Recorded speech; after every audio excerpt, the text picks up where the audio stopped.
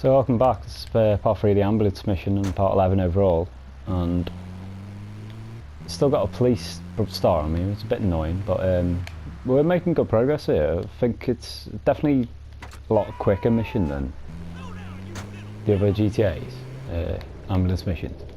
You know, the GTA 3 one took about 5 episodes. Whoa. I saw that policeman late, man. Cannot do with him pulling me up. Bit of a worry on the beach because people spawn like quite late, like they're actually not that far away from you. So just work this out. I've picked up 3. We've got 5 left. So I may as well pick up the 3 nearest sort of the line of the hospital and get them 2 at the top individually. So yeah, I think I'll do that.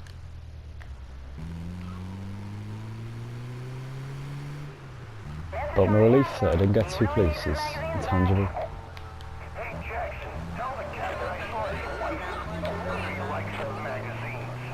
At this rate, I think it'll still be a push to get it done by this episode. I think it'll probably overrun to next episode, but this 150 health will come in handy for what I have planned next, which is going to be a bit of a brief unique stunt jump run.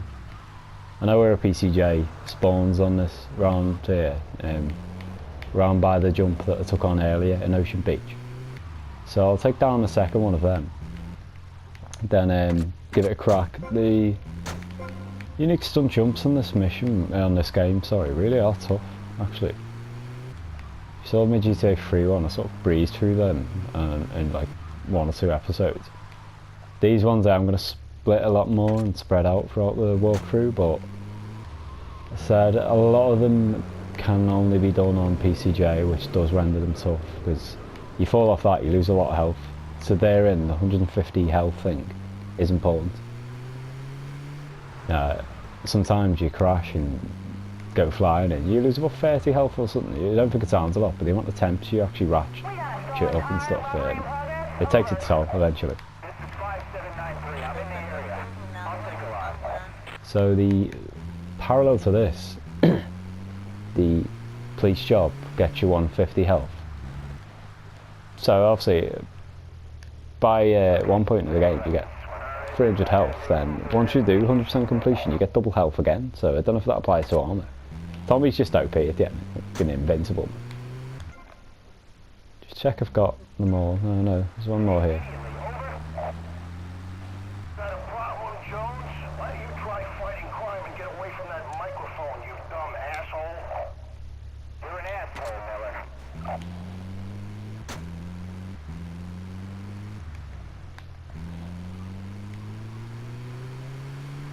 So I think, aside from the start missions, the grouping of these people have actually favoured me quite well so far, which is pretty pleasing. You can't plot blips on this game, like future ones, which can be a bit annoying, but yeah, because I keep forgetting that actual road that leads to the better beach entrance, which sort of puts you in the middle of the beach. However, if you just remember the North Point Mall one, and the road that leads to it's not a mappable one, so that's why I sort of keep forgetting about it. But yeah, I remember that road, and beach access is pretty much, you're there within 30 seconds.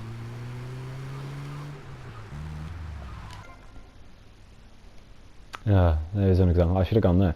I actually thought I only had 1 on my map. Yeah, I can see it's 2 now, but at that point it looked like 1. So here's an example. It looks like I might have to take the narrower entrance, unless I loop around, which is a bit grim because this ambulance, as you can see, it's not very slim, so I can't really fit through small gaps. Like, all these cars seem set to be giving me right now. The traffic is a bit shit. Oh, one of them's on here anyway. Not too problematic. Of course, don't do what I'm doing here. I'm driving this because you'll get police back on you. Sort of roadkill.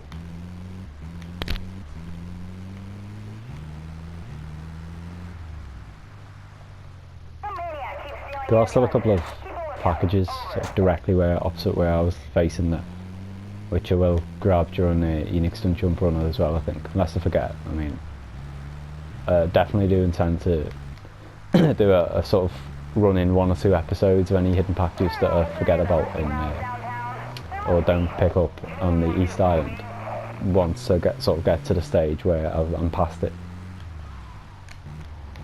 I said in one episode, I think, but generally this game is quite unlike the others where your missions split between the islands, but at the end of the game, the height of it, you only really have the Malibu missions on this island, so there is plenty of opportunity to grab them later, but of course I do intend to get better weapons first and foremost. I'll make a correction from earlier. I think I said the shotgun was like 3rd or 4th sort of prize on the package run.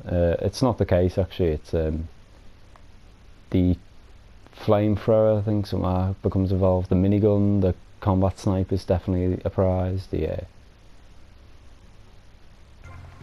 God. Just sort of break off to look at this run, and these don't favour me. I've got a 3 down there on the beach, 2 together, 2 together and 2 together. So I might actually do this in 4 runs. Bit unprecedented, but it sort of makes sense rather than going back up there and shit and doing a round again. Yeah, I think I'll do that. I'll head to these first. It's bold, it's brave on the timer, so hopefully it doesn't actually penalise me too much, but you do get about 50 seconds on the pickup every time, and you can see it only takes about 25 seconds sometimes to drive around it. Yeah, anyway, I digress. I was sort of talking through the planned run for this one. Yeah, the combat sniper is definitely a prize. I assume the rocket launcher is. Just heavy weapons basically. Minigun is as well. The Sparrow, which is an absolute badass helicopter. It's another new feature to this game. And it actually has mounted guns, the Sparrow. So when you have that at your safe house, I mean, it's a game changer for me. Certain packages on both islands can only be accessed by helicopter, so of course the 80 you need to get before then are sort of set then, and once I get to 90 and 100 I do need the Sea Sparrow sooner rather than later, so I'll be using that plenty of times. I think later on there are some missions where you have to like destroy cars and stuff, for example. I'll probably just take that.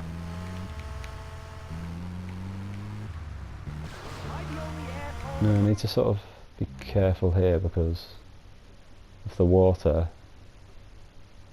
He really is in a bad location. I don't quite know whether to go this way or the other way, so I'll try this way and follow the bridge round. Just hopefully he's not on a bridge because I'll run him over. No, I see him. Bloody hell. He is in a bad location. Right in the edge of the island and shit. Right, this is annoying. I just hope they don't like run over to the water or something.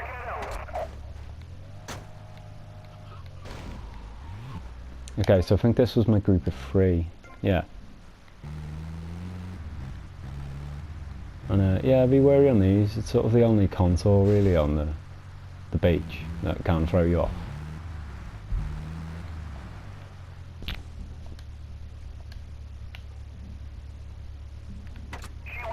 I'll be back for the beach to do more stuff. Like I've got a couple of RC races I think later on.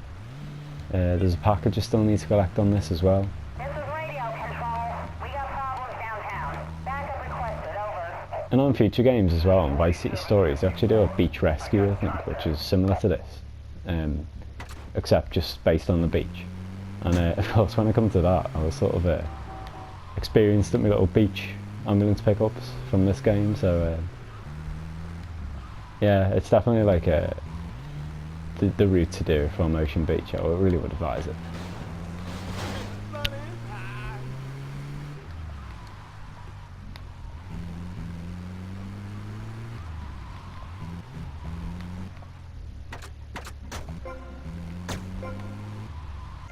No, I have another 2 groups of 2, so as normal I'll probably leave the closer ones last.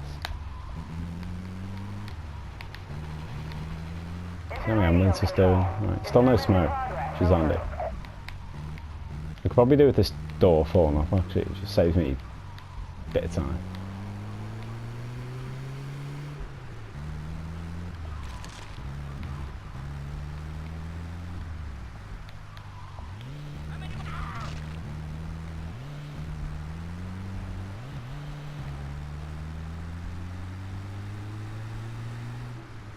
Generally, as I'll throw out, I've sort of not nothing else to do but drive. Yeah, I hope you're enjoying the walkthrough so far anyway. It has gone fairly flawlessly so far, thankfully, but the hardest is of course yet to come. I do think storyline mission wise on Vice City it does tend to be a bit easier than GTA 3, which is the only other one I've done. San Andreas is a bit of a mixture, to be honest. There's a lot of simple missions and a lot of protracted ones. But yeah, I really don't find Vice City story mode that taxing. It does tend to be side missions. This is an exception, but definitely some others are going to be proved to be a bit difficult, and some I'm looking forward to, some I'm not looking forward to so much. The chopper checkpoint ones that I did mention earlier, they're actually not great missions to do. I really do think the chopper on this game, bar the Sparrow, isn't a great vehicle. It's quite unsteady, it's actually surprisingly slow, and I don't know, I just always found them quite difficult to drive. There's an upshot, the boats on this game are a lot better than on GTA 3. You'll see that later. I will be using boats. I mean, there's a couple of packages that I need boat access to use. So you take the good with the bad, of course. The motorbike being on this game like sort of makes up for it all, I think. We got an emergency situation on Ocean Beach. And as you see with this, like, is that a Phoenix or a Cheetah?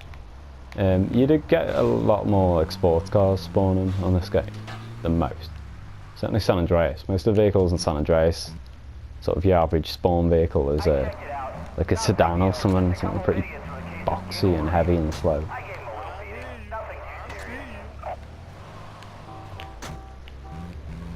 So I worried myself there. The arrow sort of, I thought I'd run that guy over for a second. But that is, what, level 9 I think? Or 10 maybe?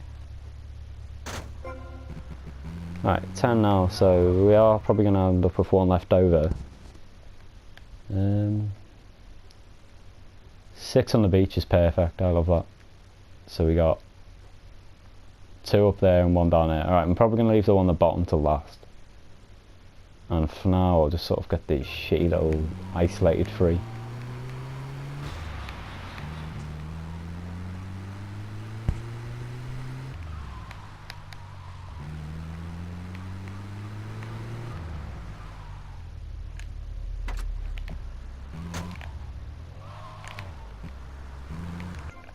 Right, ready for 2. Okay. That's not too bad actually.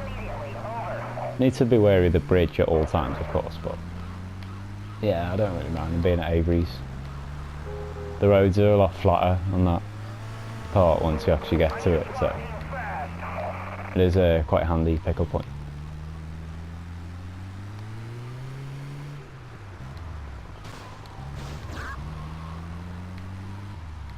See what I mean now? See, for instance, you can sort of take the sideway bit there if needs be, if there was a lot of traffic. Just the damn fucking pine cone, fucking pine trees is one that annoy me. Like, I definitely don't know why I was taking that road so much earlier.